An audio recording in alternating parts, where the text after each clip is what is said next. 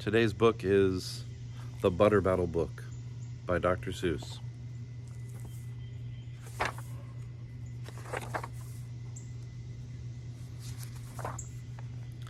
On the last day of summer, 10 hours before fall,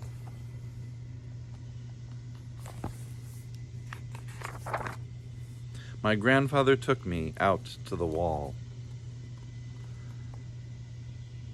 Looks like Hadrian's Wall. For a while he stood silent. Then finally he said, with a very sad shake of his very old head, "As you know, on this side of the wall we are Yooks. On the far side of this wall live the Zooks." Then my grandfather said, "It's high time that you knew of the terribly horrible things that Zooks do. In every Zook house and in every Zook town, every Zook eats his bread with the butter side down."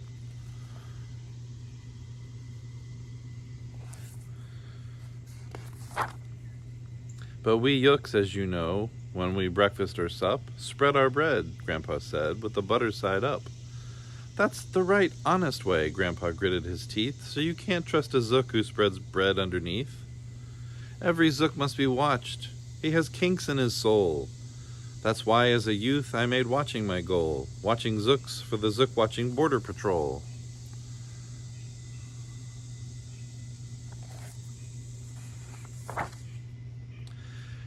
In those days, of course, the wall wasn't so high. I could look any Zook square in the eye. If he dared to come close, I could give him a twitch with my tufted, prickly snickberry switch.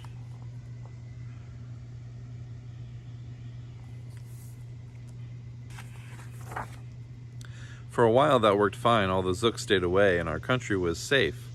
Then, one terrible day, a very rude Zook by the name of Van Itch snuck up and slingshotted my snickberry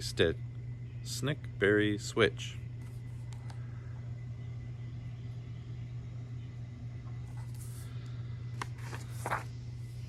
With my broken off switch and my head hung in shame, to the chief Yookaroo in great sorrow I came. But our leader just smiled. He said, "You're not to blame, and those Zooks will be sorry they started this game. We'll dress you up right in a fancier suit. We'll give you a fancier slingshot to shoot." And he ordered the boys in the back room to figure out how to build me some sort of triple sling jigger.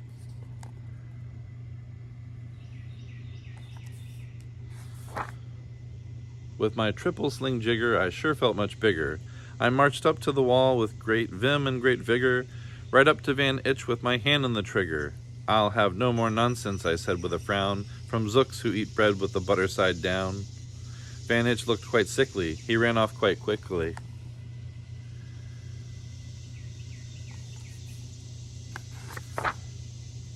I'm unhappy to say he came back the next day in a spiffy new suit with a big new machine. He snarled as he said, looking frightfully mean, "You may fling those hard rocks with your triple sling jigger, but I also have my hand on a trigger. My wonderful weapon, the jigger rock snatch'em, we'll fling 'em right back just as quick as we catch 'em. We'll have no more nonsense, we'll take no more gup from you Yooks who eat bread with the butter side up."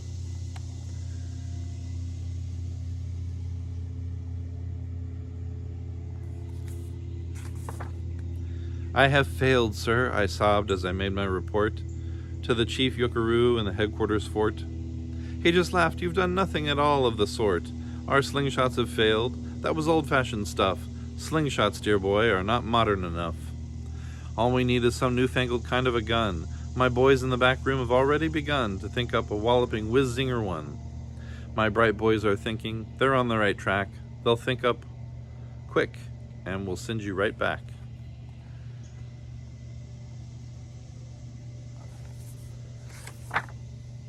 They thought up a great one. They certainly did. They thought up a gun called the Kickapoo Kid, which they loaded with powerful puadoo powder and ant eggs and bees legs and dried fried clam chowder. And they carefully trained a real smart dog named Daniel to serve as our country's first gun-toting spaniel. Then Daniel, the Kickapoo Spaniel, and I marched back toward the wall with our heads held up high, while everyone cheered, and their cheers filled the sky. Fight, fight for the butter side up, do or die.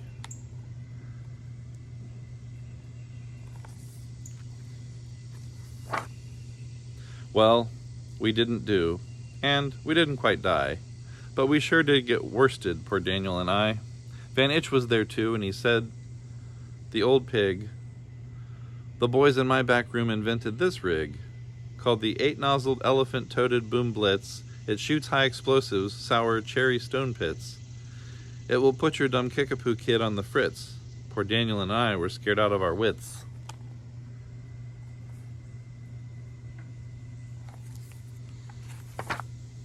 Once more by Van Itch I was bested and beat. Once again I limped home from the wall in defeat.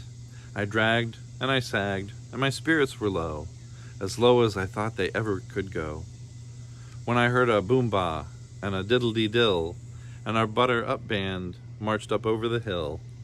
The chief Yuckaroo had sent them to meet me, along with the right-side-up song girls to greet me. They sang, "Oh, be faithful, believe in thy butter," and they lifted my spirits right out of the gutter.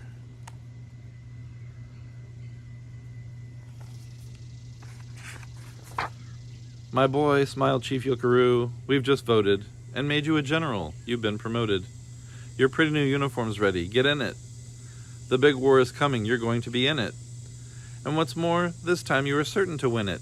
My boys in the back room have finally found how. Just wait till you see what they've puttered up now.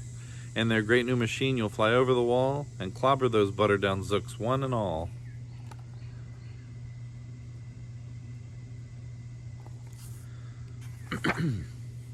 Those boys in the back room sure knew how to putter.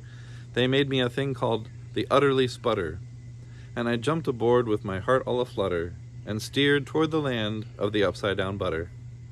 This machine was so modern, so frightfully new, no one knew quite exactly just what it would do.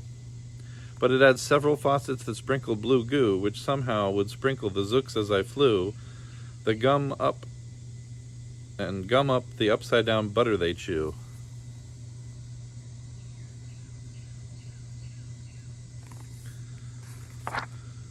I was racing pell-mell when I heard a voice yell, "If you sprinkle us zooks, you'll get sprinkled as well." Van Itch had a sputter exactly like mine, and he yelled, "My blue gooer is working just fine, and I'm here to say that if yooks can goo zooks, you'd better forget it, 'cause zooks can goo yooks."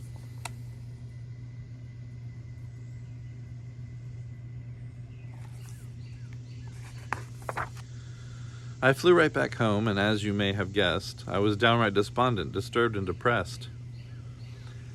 And I saw, just as soon as I stepped back on the land, so were all the girls of the Butter-Up Band. The chief drum majorette, Ms. Yuki Ann Sue, said, "That was a pretty sour flight that you flew, and the chief Yuckaroo has been looking for you."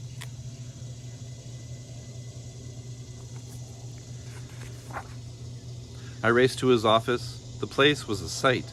"Have no fear," said the chief. "Everything is all right.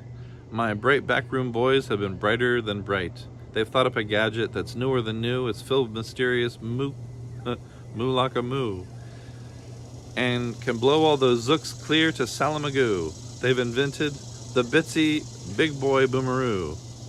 You just run to the wall like a nice little man. Drop this bomb on the zooks just as fast as you can. I have ordered all yooks to stay safe underground while the Bitsy Big Boy Boomeroo is around."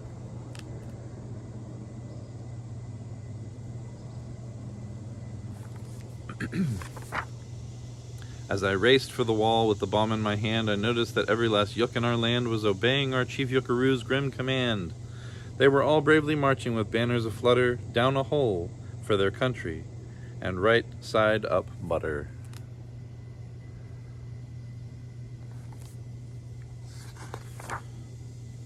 That's when Grandfather found me. He grabbed me. He said, "You should be down that hole, and you're up here instead. But perhaps this is all for the better somehow. You will see me make history right here and right now."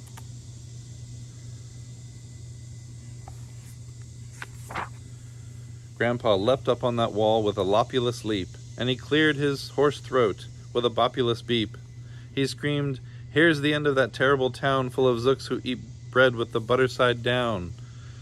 And at that very instant we heard a clup of his feet on the wall. Old Van Itch clumped up. The boys in his back room had made him one too, and his fist was another big boy boomeroo. I'll blow you, he yelled, into pork and wee beans. I'll butter side up you to small smithereens.